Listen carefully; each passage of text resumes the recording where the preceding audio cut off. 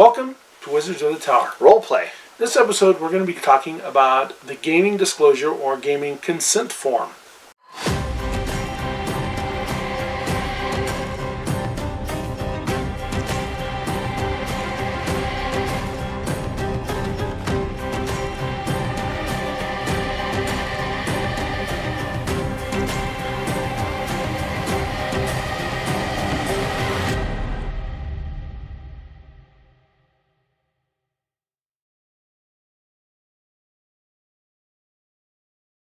Welcome to Wizards of the Tower. Roleplay. We're going to talk a little bit about something that was brought to our attention a few years ago, right after COVID, when we were starting to put together a new gaming group. And that is a gaming disclosure / consent form. Now, what exactly is the gaming disclosure / consent form?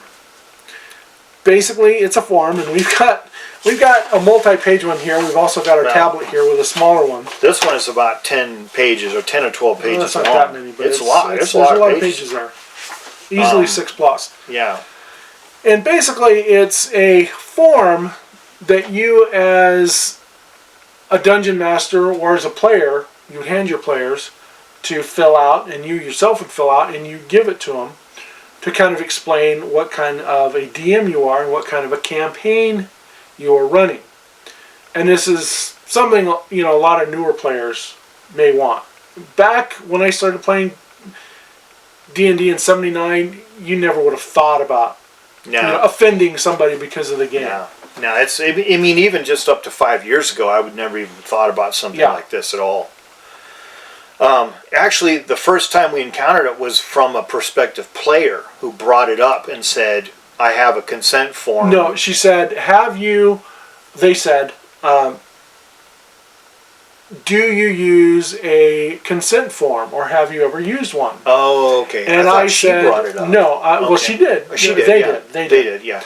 And I had never used a consent form in my life, and I said, well, I've never thought about it. But I can, if this is what you need to be comfortable within the game. Mm-hmm. So I filled it out on the side of being a dungeon master and put it out there to every one of the players. And nobody seemed to have a problem with what I did. That person ended up not joining the campaign. Yeah, for other reasons. So it just became a complete moot point because that person who brought it up never played game one. They just never showed up. So it just didn't. I mean, if I could have something on the consent form, are you okay if I never show up and play? Yeah, I'm totally okay with that. Are you okay that I only show up once on a blue moon? Yeah, once every third or fourth session. Is that okay? It's like, we've talked about this before, and I think just about everybody knows our stance on this. Yeah. So, anyway, but the thing about a consent form is I had never heard of it before. Yeah.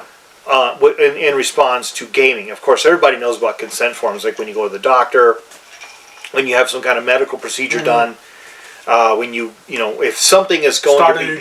Start a new job. If there's going to be any kind of physical interaction with you or your body, a lot of people talk about consent forms as, are you comfortable with me looking in your ears? Are you comfortable with me examining your genitalia for signs of disease? Something like that. Yeah. On the job, it's you agree to anything that you create while you work for this job is now our property. Right. That's another type of consent. That's the intellectual property one. But yeah. So, Delaney had this one, which is kind of a little simpler than this. This is multi-page. I mean, I was looking through this, and with boxes to fill out. Yeah, but it's like a pamphlet. Really. Why is it in parchment? Because that's the only paper I had. Yeah. It's basically on the yellow. It's on the green, yellow, and red system. Meaning green, yes, I'm enthusiastic for what you might have. Yellow, I need to talk about it first before we do it because I'm not really consistent with it. I'm not really happy about it, but it could work. A red, a hard no. Okay, so we can talk about some things on that. Let's actually look at this one. So first of all, why would you use it? So if you have a player who's maybe uncomfortable and they want to feel comfortable within the game. A lot of people have suffered a lot of personal trauma. I understand this. Almost everybody I know has, in one way or another, suffered a lot of personal trauma. And to a lot of people, bringing it up again in a social situation is like scratching the scars off, your body and opening up old wounds. And so a lot of people are upset about it, or they can get upset about bringing up a certain very sensitive topic. Now, the whole idea is that, we're here to game, we're here to have fun. Should this be, just a fun game that we all enjoy and have, a really fun adventure, or should it be something that kind of provokes people a little bit? Yeah. Pokes them, makes them think about what's going on. Kind of explores a little darkness or something like that. I mean, there's a lot of people who do edgy campaigns that are maybe, edgy with violence, or edgy with horror, or edgy with sex, something like that, so to speak. Why would you want to have this? Because a lot of people feel today that, you need to have some kind of personal protection somehow for your feelings when you're in the game, so that this stuff won't be brought up, so you won't be triggered. Right. Okay. Right. Now, before we start, we actually had a player in one of our games who we come to find out in the game was so arachnophobic it wasn't funny. Yeah. Even a little plastic miniature spider set them off. Yeah. And what was really bad was that set them off, but then there was a spider crawling across the wall, and they really freaked out. And then I started talking about spiders that I had found, in the location, and that really set them off, and they didn't come back. Yeah. I will admit, I thought it was really weird at the time, because I know you're scared of, certain kind of animals. I knew a plumber who was scared of snakes. And one time we were working at a house, and the people had a terrarium downstairs, and the plumber asked me to go down and put a drop cloth over the terrarium so he wouldn't see the snake, so he could come down and work. I mean, I wanted to just kind of laugh it off, but then I thought, well, he seems really serious about it. So I went down and took a drop cloth, put it over the terrarium, and he came down and went to work. To some people, this kind of thing is real. Yeah. And I don't discount trauma in any sort of thing. Okay, anybody who's ever suffered it, I don't discount that at all. That's that's part of your life. That's things that harm us. Those are our scars. I think it's a little. I just had never encountered something like this before, because in gaming it's role playing. You're not doing it to somebody.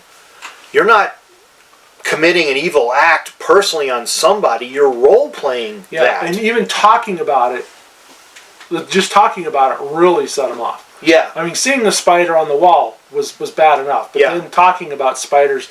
I remember that. I remember her just putting her hands over her ears and shaking her head like this, and all of us just is this an act or is this real? Yeah. We couldn't figure it out, because they were a really unusual character, or person anyway, who we weren't really getting along with at the time, but we wanted her to be in the group we wanted this person to be in the group because, we wanted to provide a place for someone to have a good time. We were a pretty accepting group, and we'd rib people a little bit, but mainly we were there for people who, may have had no social outlet, so we provided it for them and a safe place to do it. So, a good reason to use it is to try and make a safe space for your gamers. Yeah. And have them fill it out, so that way you as a DM/GM knows, so you're aware. So anyway, some of the examples they have is they first off, the one that we've got here starts off with horror. Yeah. So bugs. Some insect horror. Are people really sensitive to that? Yeah. The idea of blood. Well, I have a niece who faints at the sight of blood. Okay, so if you talk about blood, I don't know if you talk about blood and she's okay, but she definitely has a reaction to blood. demons. Demons, yeah. A lot of people are frightened of demons, especially if you're religious. Especially if you're really devout Catholic. If you're really devoutly religious, you may have a thing where you don't even want to hear about demons. You think they control your world, essentially. Eyeballs, whether it's eye stalks on beholders or maybe it's an experimental jar. There's eyeballs in it. Yeah, some people are really grossed out about body parts like that, and they're really sensitive about eye issues. Gore, as a dungeon master, maybe you get into detail of the gore of your combat. What happens to somebody? Yeah, and that could be something harm to animals. Well, most of us don't want to harm animals. We don't, and actually, it's very rare in our game that animals are harmed. It's very rare. Well, hunting. Well, we talk about hunting. Okay, and now you want to talk about harm to animals? Yeah, because we do have hunting in our game. Yeah. So, when people will put up with that long before they'll ever put up with a puppy being hurt. Yeah. So it's kind of like, are you okay with hunting, but are you not okay with puppies being hurt? Most people would say, yeah, you got to hunt to survive, but I'm not putting up with anybody hurting any puppies. Yeah. That kind of stuff. And harm to children. Now, I actually had a campaign where there was a bunch of children that had been abandoned, and one of them was actually evil because of something that had happened. Most people don't want to have a whole lot to do with harm to children. They just don't. Yeah. And I think a lot of DMs probably leave that out because that's a sensitive, triggering thing. Yeah. If you've suffered any childhood trauma, anything like that, you definitely don't want to have a situation where someone is graphically describing children being beaten or sexually abused. You just don't want to have that. Yeah. Rats. People don't like rats. I have a stuffed toy rat. I have two of them, actually. Yeah. That probably would set somebody off if they... Well, some people, they don't like rats or spiders or stuff like that. They're just... it's kind of like, gosh, I don't know. It's like... when it comes down to people and animals and spiders and snakes, it's kind of beyond me because I'm not frightened of them, but I understand. Yeah. I don't like spiders, but if I see one, I'm not going to just freak out and jump. Yesterday we were picking up pumpkins, and I rolled over a pumpkin, and there was a jumping spider, and I'm like, jumping spider. It's like, I'm not touching that pumpkin. Tom knocked the spider off and took the pumpkin. Yeah, I just brushed it off. I could tell it's a jumping spider because it had those spots on its legs. Well, you said something at first, if it was a wolf spider, and I said, no, it's a jumping spider. Yeah, I just went over and brushed it off and then took the pumpkin. I saw it land down the bottom of the box and scurry away. Good sized spider. Yeah, it doesn't bother me that much. Yeah. I used to be an electrician where I crawled through people's attics all day long. So if you're afraid of spiders, you don't want to be somebody like that. Relationships. Yeah, so then this gets into the relationship side. That's touchy because a lot of people, it can be part of role-playing, but it can also be sort of touchy when people engage in sort of like physical or sexual relationships within the game. Yeah, so it starts off with romance. Now, I've actually thrown some romance into a previous campaign. I had an NPC, and one of the PCs ended up having a relationship with her, and ended up marrying her, and having a child with her. Yeah. When I had a follower in my campaign, my follower, I had a cleric, and then I had a follower. Everybody was like, "Oh yeah, what? Are you sleeping with her every night?" It's like, well, yeah, they do sleep together, but it's non-sexual. They're essentially close. Yeah. People can have close relationships with people who are non-sexual. It's non-sexual, okay. But the thing is anybody comfortable discussing that in a sense of a role play situation in a game? Now, part of that is if you have any of that, do you fade to black? Yeah.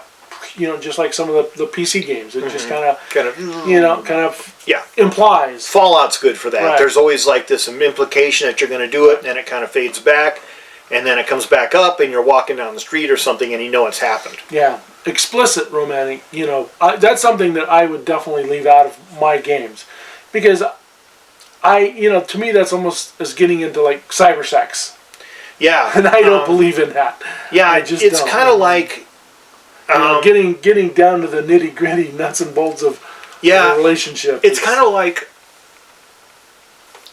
in a world of consenting adults, I suppose it can be a reality in a game as long as everybody's on the same page.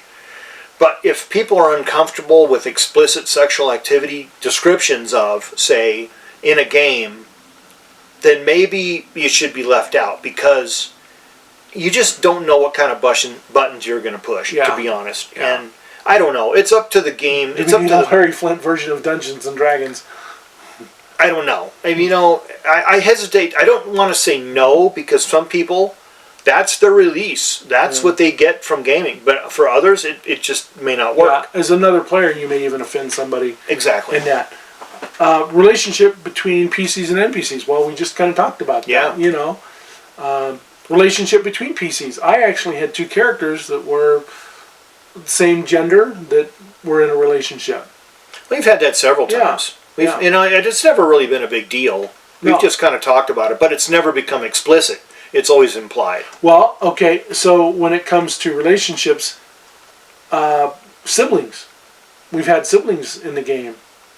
There was the gnome, the game where I played a gnome and Jared played a gnome. They were Oh. brothers and sisters. Oh yeah, that's right. You know, and we would argue, but we would have fun when we did it. Yeah, So that's another part of that relationship side. yeah, You get into the sex side. You know, we kind of hit upon that. You know, fade to black, explicit between PCs and NPCs. yeah, And between PCs.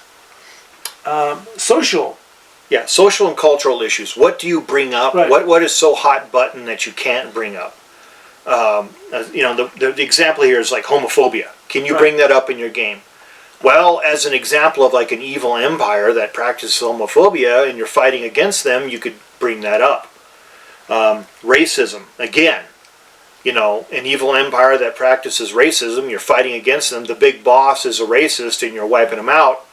Okay, but casual racism within the roleplay situation, probably best avoided. I actually played a character who was a racist. Well, I remember you saying that Yeah. your character had to change over time. Yeah, but I had it developed into the game that, you know, instead of dumping my stats into other things, I was dumping it into wisdom as they were learning and becoming, you know, learning the acceptance and value of other people and other races and Yeah, other classes and everything else. yeah. Real world religions. Well, That's something we actually That's a we've hot mentioned that. topic. Yeah. We've mentioned that in previous. Yeah, that's if you something that we don't want talked yeah, about. we don't really talk about actual real world religions in our group. You know, we have invented ones. We don't bring in, you know, the kind of the concept of religion that we have in today because Yeah. it's very contentious, extremely sensitive. You know, we just don't bring that. We don't allow that in our game. And not even don't allow it in our gaming Yeah. group. If you want to tell us that you're, you know, of a specific religious belief, that's fine. But Yeah, let's just but not keep it discuss out. it. Yeah, we one of our hard and fast rules. Two of our hard and fast rules are no religions, no politics. Right. Discussed at the No table. real world. Yeah, no real Yeah. world stuff. Sexism. Sexism. No. You know. Well, sexism. You know, there are societies in some of my worlds that Parconia. Parconia is. You know, it's a very sexist society. But It's- see, the thing is you would discuss that, but we never really interacted within the system. No. So There's another one down south, I remember that the one too. Desert Kingdom. That was another one. Yeah. You just described them as being that way, but we never interacted No. within them. No. You know, everybody always sees that stuff as evil, so we just don't interact. Right. You know, is it a sensitive topic? Of course it's a sensitive topic. Which Yeah. is why we've never really explored it. And probably it's really up to the DM and the rest of the players. But if you remember, there was the flip side of it. There was the world that was very matriarchal. Yeah. You know. I don't So- see that as sexist. I don't see that. Well, it could be. It's the flip side of it. But We never really No. explored that. No. So I couldn't say one way or the other. You know, I guess it'd be, you know, put a disclaimer up saying we're going to talk about it. You know. specific cultural issues. Well, that could be anything. Yeah. Like poverty. It could be anything. Yeah. Mental and physical health. So bringing up people's physical health sometimes can trigger, especially when you talk about like cancer, diseases, Yeah. incurable diseases, sudden death, that sort of thing. I know that people are very sensitive about this, especially when you lose spouses or you lose loved ones to certain diseases.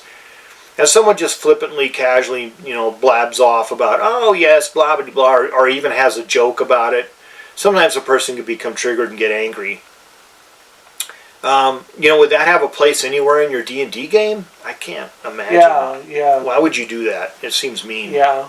Claustrophobia. Well, claustrophobia could happen. You could get locked into a trap in a small room and it's dark and... Well, that's a plot line, claustrophobia. So as a person is sitting there imagining what it's like being in a closed up room, it could get bad as they imagine it. It all kind of depends on how much imagining they're doing, I guess. Yeah, yeah. Well, we're not going to go through this whole... I'm just going to mention these, okay? Freezing to death, being gaslit, genocide, heat stroke, natural disasters, paralysis, police or police aggression, pregnancy and miscarriage or abortion, self-harm, severe weather, sexual assault, starvation, terrorism, torture, thirst. So the thing is what of those... In any one of those has a potential for being a very powerful trigger event. Yeah. Now, I guess to be sensitive with your players, a DM should say, all right, look, I know you guys are going into combat with these. I just want you to know that these are bad people, they're evil, they practice slavery. Okay? And you're going to know about the slavery that they practice. And your idea then is to free these slaves. Okay? That's your job.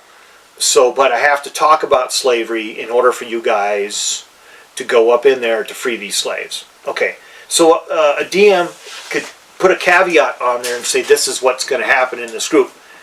Yeah, I think that's a cultural shift now for people to become more sensitive to people's feelings. Well, so if you remember in my realm, the Desolation Elves. Yeah.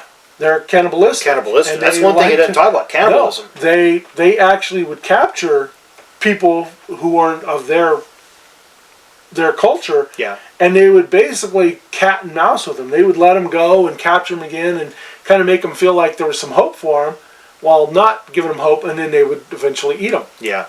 Now that's cruel. That's some very cruel. But it was always up front. It's like, hey, you're going down into this land. Yeah. This is the way these people are. Delaney would talk about that before and say, okay, that's how these people are. Now, if you're going down in this land, be prepared for them to do things like that to you. If you get caught. If you get caught. And so, in a sense, you've done that before. You've had a caveat at the beginning talking about a situation where it could get bad really quick if you get captured by these evil people. I think what gets people a lot of times is they're not expecting something bad to happen, and then all of a sudden it happens and they're shocked and traumatized by it. Yeah. It's like the twist of fate kind of thing, or watching a scary movie and you're like, wow, I didn't see that coming, that kind of thing, and then you think about it after that and you're like, wow, that still messed me up after thinking about that. Yeah. I really think that it's a good idea to be sensitive more to people because a lot of people have become traumatized. Yeah, and whether you hand your players this form or you say, when you bring in a new player, sitting down with them and saying, are there subjects that you are not comfortable with? Yeah. Or things that you would not like to have in a game. Yeah. So that way I can kind of work around with it. Yeah. A person who has been in like a military conflict and experienced combat may not be comfortable. PTSD. They may not be comfortable with graphic descriptions of violence in the game. So you could say, okay, you kill that person. It's not, oh, you hack their head off and blood spurts out everywhere and covers you and them and blah, blah, blah, blah, blah. So they may not be comfortable with something like that. So I think it's a good idea to kind of get the measure of your group to see what level you guys are at. Yeah. I mean, some people are like full on, bring it on. I love horror movies, gore, sex, violence. I don't care. Bring it on. It's what I love. Other people are like, man, I hate that kind of stuff. Let's just go and help these gnomes find their brother. Yeah. So it all depends. So anyway, we're going to end this session, and we'll post both of these links to these if you want to use them, if you have used them, what you think about them, if you've used them in your game or in the past, or you plan on using them. Let us know. We're just kind of interested in what your thoughts are on disclosure consent forms for your group and your players. So anyway, thanks for watching Wizards of the Tower. Roleplay. Don't forget to like, share, subscribe, ring the bell, follow us on Discord, send us an email. We will always reply to every one of your posts on the YouTube channel. We appreciate every one of you who are following us, and don't be a troll and dislike us if you don't like it. Just go your own way. So anyway, May all your adventures be epic. And keep on rolling. Thanks, folks.